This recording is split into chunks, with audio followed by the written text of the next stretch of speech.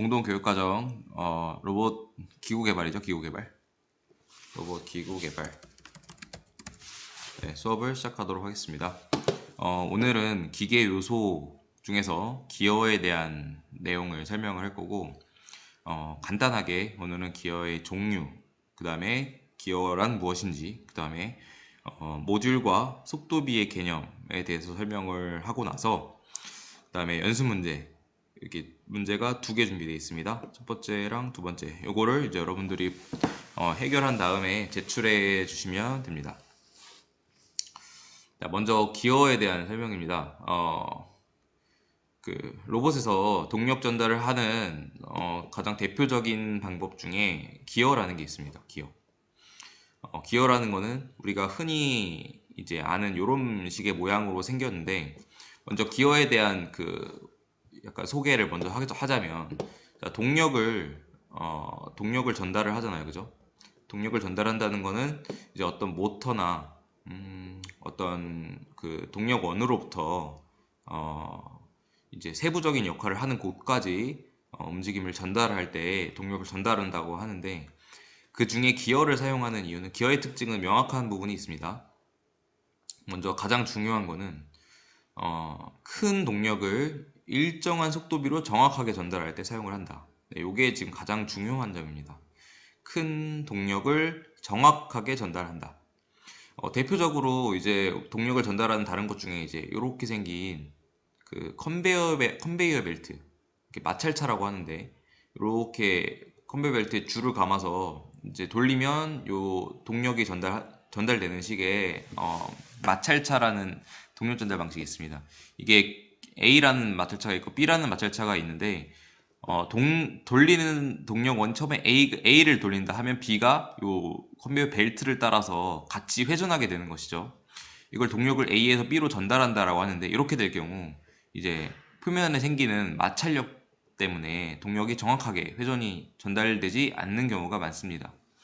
하지만 이 기어를 사용한다면, 기어에 들어있는 이런 기어 E라고 하죠. 이렇게 생긴 E를 서로 맞물려서 회전을 시키기 때문에 회전수가 정확하게 전달되는 그런 장점이 있습니다. 모양을 확대해서 보면 이런 모양이죠. 이제 이런 식으로 생긴 마치 사람의 치아처럼 생긴 이런 E를 사용을 해서 전달을 하고, 돌리는 기어를 주 기어라고 얘기하고, 그리고 그 주 기어에 따라서 돌려지는 기어를 종동 기어라고 합니다. A가 주 기어다 그러면 B를 돌린다 하면은 A가 주 기어, B가 같이 돌려지는 종동 기어라고 하는 거죠. 이런 식으로 전달이 됩니다. 원동이라고도 얘기하고 주 기어라고 상관없습니다. 요 특징이 또 있는데, 동력을 전달하는 축의 거리가 좀 짧아야 됩니다. 그래야 기어를 사용할 수가 있겠죠. 만약에 이게 좀 어려울 경우는 다르게 사용 방식이 있는데, 체인과 스프로킷을 사용합니다. 체인과 스프로킷. 우리 자전거 생각하면 됩니다. 자전거에 이제 체인을 감아 놓죠. 그럼 우리가 앞축에서 바퀴를 회전을 돌리면 뒷바퀴로 동력이 전달되게, 뭐 이런 식으로 쓰는 방법도 있습니다. 하지만 그건 기어는 아니고, 정확하게 기어는 요 축과 축 사이가 거리가 가까울 때 전달한다. 자, 대표적인 기 모양이 이렇게 스퍼 기어, 헬리컬 기어, 원과 원기어, 레크와 피니언, 이렇게 크게 베벨 기어까지 해서 총 하나, 둘, 셋, 5개 종류가 있는데, 일반적인 기어가 바로 스퍼 기어, 우리가 흔히 말하는 일반적인 기어를 바로 스퍼 기어라고 합니다. 여기 보면 축이 있는데, 기어에 돌아가는 축이 있죠. 이거 만약에 A 기어라고 하고 이걸 밑에 걸 B 기어라고 한다면, A 기어를 돌리면 밑에 B로 연결된 기어가 같이 돌아가는 거죠. 그럼 동력은 A에서 B로 전달한다. 근데 여기 보면 축이 있는데, 이게 바로 축입니다. 이렇게 생긴 게 있죠. 이렇게. 지금 축이 평행하죠. 그래서 A라는 기어를 B에다 갖다 댄 거죠. 그랬더니 A를 돌리니까 B도 같이 돌아가는 거고, 이게 축이 평행합니다. 이게 바로 평행하다라는 말이 이 말이고, 가장 많이 사용되는 일반적인 기어의 모양입니다. 이 중에 헬리컬 기어라고도 있는데, 이렇게 곡선으로 좀 사선으로 이제 좀 깎아놨어요, 기어를. 이런 장점이 뭐냐면, 그냥 기어를 물릴 때는 좀 소음이 발생할 수 있는데, 이제 맞닿아서 돌아가는 각도를 좀 줄여가지고 경사지게 만들었죠. 그러다 보니까 소음을 좀 줄일 수가 있다. 그다음에 큰 하중과 고속의 전동에 사용되는 게 바로 헬리컬 기어입니다. 두 개 공통점은 축이 평행하다. 네, 여기에 공통점입니다. 그렇지 않은 기어도 있습니다. 예를 들어서 현재 이게 A라는 원동 기어고 이게 B라는 종동 기어다. 그러니까 A를 돌린단 말이죠. A를 돌리면 B가 따라서 도는데 현재 같은 경우는 축이 A 기어는 축이 이런 식으로 되어 있죠. 근데 B 기어의 축은 이렇게 되어 있습니다. 그러니까 이게 만나는 각이 수직일 때는 베벨 기어를 사용합니다.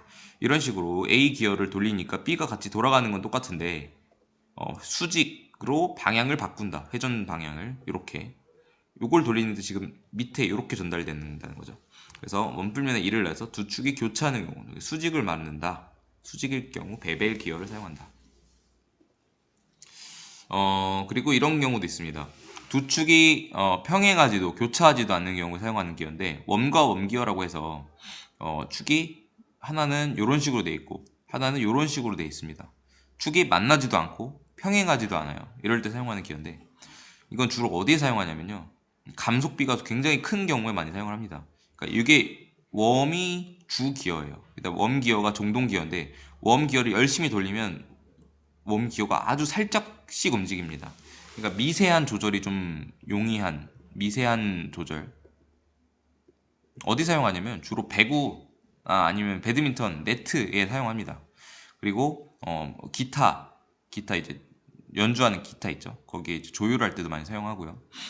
이런 기어가 있다. 감속비가 굉장히 크다. 웜을 한참 돌려야 웜 기어가 조금 돈다. 근데 이런 기어는 얘 한 바퀴 돌리면 보통 얘도 같이 한 바퀴 돌죠. 그제 얘는 한 바퀴 돌려도 얘가 꿈쩍도 안 합니다. 미세하게 움직입니다. 레크와 피니언이라는 기어도 있는데 이건 뭐냐면 직선 운동을 회전 운동으로 또는 회전을 직선으로 바꾸는 운동이다. 그러니까 이거 마찬가지 이걸 A 기어라고 하고 이게 B 기어라고 했을 때 주로 자동차 핸들에 많이 사용되는데 이제 핸들을 돌리면 이 피니언이 돌아갑니다. 그러면 이 레크가 좌우로 왔다 갔다 하는 거죠. 그러니까 이제 주로 이제 그 운동 방향을 직선 운동을 회전으로 바꾸거나 회전을 직선으로 바꿀 때 사용한다.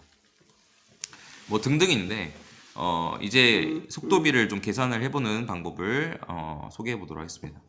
자, A라는 기어가 편의상 2는 안 그릴게요. A라는 기어가 있고 만약에 B라는 기어가 똑같이 합시다. A라는 기어가 있고 B라는 기어가 있어요. 두 개 지름의 크기가 동일하다고 가정합시다. 1대1이에요. 지름의 크기가.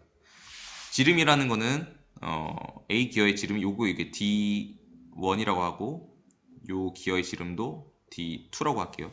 자, 기어의 지름이 같다라는 소리는 A라는 기어를 한 바퀴 돌리면 B도 어지간하면 한 바퀴를 돈다. 그러니까 1대1이라는 말이죠. 네, 이렇게 보는 게 일반적인 기어인데 이렇지 않은 경우가 있죠. A라는 기어가 이렇게 생겼고 위에다 좀 그릴게요. A라는 기어가 이렇게 생겼고 B라는 기어가 굉장히 큽니다. 자, 이렇게 생긴 기어가 있다 칩시다. 이게 1번 기어, 이게 2번 기어라고 할게요. 그랬을 때 이 1번 기어의 지름을 D1이라고 내가 한번 써보고 2번 기어의 지름을 D2라고 한번 써볼게요. 자, 그랬을 때 1번 기어가 주 기어입니다. 원동 기어. 그러니까 1번 기어를 돌리는 거고 2번은 그에 따라서 돌아가는 종동 기어라고 가정해 볼게요. 자, 1번 기어를 한 바퀴 돌렸을 때 2번 기어도 한 바퀴가 돌아갈까요? 안 돌겠죠. 지름이 무지 크기 때문에 1번 기어를 여러 바퀴를 돌려야 2번 기어가 한 바퀴를 돌까 말까 할 겁니다. 자, 이랬을 때 이 속도를 1번 기어에서 2번 기어로 전달되는 속도를 어떻게 B를 계산을 하냐, 이제 요걸 가지고 얘기를 하는 건데 기어에 보면 여기 그러니까 2가 이렇게 있거든요. 2 기어 2가 있겠죠. 이렇게 생긴 것들 이렇게 다 2인데 이렇게 맞물려 있다라고 칩시다. 그럼 기어의 지름이 커질수록 기어의 이의 개수, 이 수도 같이 늘어나겠죠. 맞죠? 지름이 커지면 이 수가 더 많아질 거 아니에요. 그죠? 이렇게 더 많아질 거 아니에요. 반대로 지름이 클수록 회전수는 줄어들게 됩니다. 그죠? 지름이 크니까 1번 기어를 아무리 열심히 돌려도 2번 기어가 1번 기어 도는 속도에 따라가지 못할 겁니다. 자, 그래서 우리가 알 수 있는 거는 기어의 그 속도는 그 지름과 기어의 이수는 서로 같이 비례를 하고 회전수는 반비례한다. 네, 이런 식으로 정리를 해볼 수 있습니다. 한번 생각을 해볼게요. 기어가 크면 클수록 돌아가는 속도는 느려질 것이고, 기어가 크면 클수록 기어에 있는 이빨의 이의 개수는 많아지겠죠. 자, 그렇게 정리해볼게요. 자, 그래서 이렇게 정리를 해볼 수 있습니다.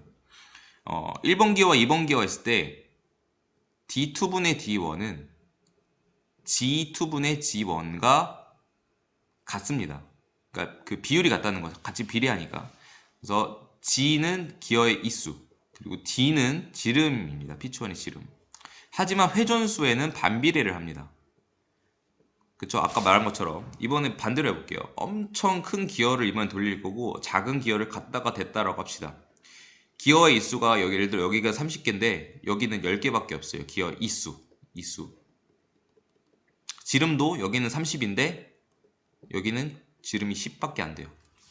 자, 그러면 이 A라는 기어를 한 바퀴를 돌리면 B라는 기어는 한 바퀴보다 훨씬 더 많이 돌겠죠. 자, 그래서 정리해보면 N1분의 N2는 D2분의 D1은 G2분의 G1과 같다. 이렇게 정리할 수 있을 것 같고, 요걸 가지고 정리를 한 게 모듈이라는 게 있습니다. 모듈. 한 쌍의 기어는 모듈이 같다. 모듈이 같다라는 게 뭐냐면, 아까 그림상 기어 2를 그리진 않았는데 여기 2가 있다라고 합시다. 이렇게. 밑에 그림 볼까요? 자, 아무리 기어가 크든 작든 간에 요 2와 2 사이에 맞물리는 간격이 서로 같아야지 회전을 할 수 있겠죠. 이걸 구하는 방식이 모듈이라고 합니다. 모듈. M이라고 표현하는데 이 모듈을 어떻게 구하냐면 G1은 1번 기어의 이수, 2의 개수, D1. 이걸 모듈이라고 표현합니다. M. 이라 하고 이거는 G2, 만약에 맞물려가는 기어가 있다라고 한다면 G1분의 D1은 G2분의 D2랑 같다. 이게 모듈이 같아야지 기어가 서로 맞물려 돌 수 있습니다. 요 식을 잘 기억을 해두시면 됩니다.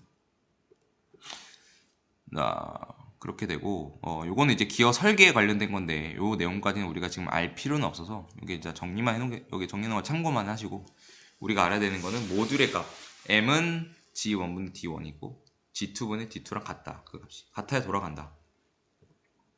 하나 더 알아야 되는 거는 방금 했던 거랑 똑같은데 여기까지 우리가 했었죠. 근데 토크라고 있습니다. 토크도 이 지름과 기어의 이수와 비례를 합니다. 토크는 이제 회전하는 힘과 관련된 건데 보세요. 기어가 크면 클수록 회전하는 힘은 굉장히 세집니다. 그러니까 A라는 기어를 A라는 기어를 돌린다 했을 때 B를 갖다 대면은 A에서 돌리는 힘이 굉장히 큰 겁니다. 이건 기어가 커질수록 힘이 굉장히 세진다. 반면에 이 A라는 기어가 토크가 굉장히 큰데 B에다 갖다 댔을 때 속도는 어떻게 될까요? A를 돌리면 B는 속도가 굉장히 빨리 돌겠죠. 이렇게 생각해 보면 돼요. 자전거를 타고 언덕 위를 올라갈 때 기어 단수를 올립니다. 그러면 내가 돌릴 때 힘은 적게 들지만 회전수가 빨라져요. 아무리 많이 돌려도 조금밖에 안 나갑니다. 하지만 일반 평지를 주행할 때는 기어를 큰 기어에다 갖다가 댑니다. 그러면 조금만 돌려도 아주 멀리 세게 나아갈 수 있습니다. 네, 그렇게 생각하면 돼요.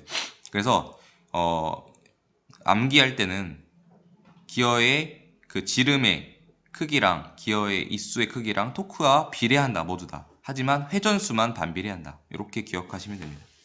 자, 그래서 밑에 있는 문제를 이제 풀어보면 되는데 여기에는 우리가 했던 내용들이 다 정보가 제시되어 있습니다.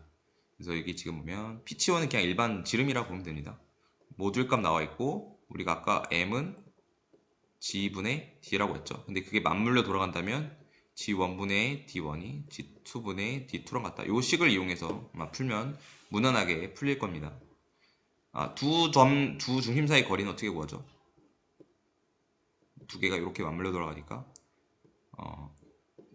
D1과 D2를 알면은 중심 사이 거리는 여기랑 여기의 거리니까 2분의 1이겠죠? 네, 그렇게 구하면 될 것 같고 여기는 회전수를 주고 토크를 줬네요. 마찬가지 그 위에 있는 식을 사용해서 두 개 맞물려 돌아간다 했으니까 동동축의 회전수를 한번 구해보시고 그 다음에 토크도 한번 구해보시기 바랍니다. 자, 오늘 동력 전달 관련된 기계 요소 중에 기어에 대한 내용을 살펴봤습니다. 문제는 직접 출력한 다음에 풀어내고 아니면 빈 종이에다가 이제 풀이 과정을 쭉 쓴 다음에 사진 찍어서 제출해 주셔도 되고 아니면 핸드폰이나 태블릿으로 풀이 과정을 적어서 제출해 주셔도 됩니다. 네, 고생 많았습니다.